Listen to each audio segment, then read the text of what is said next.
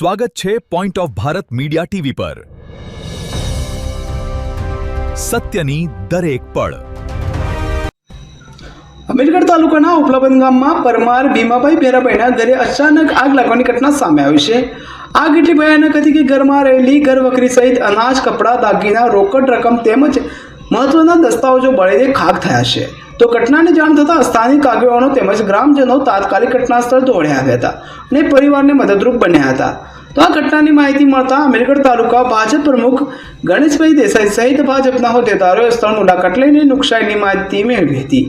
તેમણે વહીવટીતંત્રને પરિવાર માટે તાત્કાલિક શેડ બનાવવા માટે આપવાનું સૂચન કર્યું છે।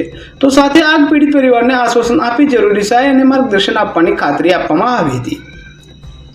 અમારા સમાજના ભાઈ શ્રી ભીમાભાઈ અને ભેરાભાઈના દીકરા અને એને અચાનક આગ કઈ કારણોથી લાગે ખબર નહીં, પણ એને ઝૂંપડું સળગી જવાથી અને પૈસાની અને અનાજની અને જે ઘરની અંદર સામાન આવે બધું સળગી જવાની એ લોકોને ખૂબ નુકસાન છે। અને અમારે સરકારશ્રી જોડે મારું એવું કહેવા માગણી છે કે એને પણ મકાનની સહાય પણ આપે સરકાર, તથા કોઈ બી એને રહેવાની સુવિધા કરે એવી મારી માંગ છે સરકાર જોડે।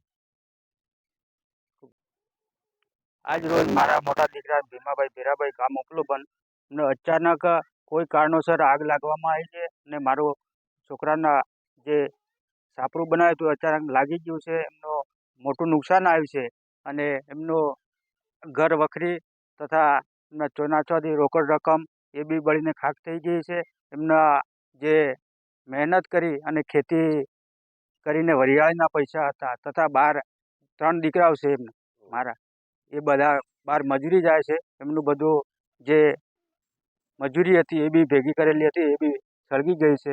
આપ શ્રી સરકારશ્રીને નમ્ર વિનંતી છે કે કોઈક મારા દીકરા તથા મારે ને કોઈક સહાય કરે એવી મારી આશા છે।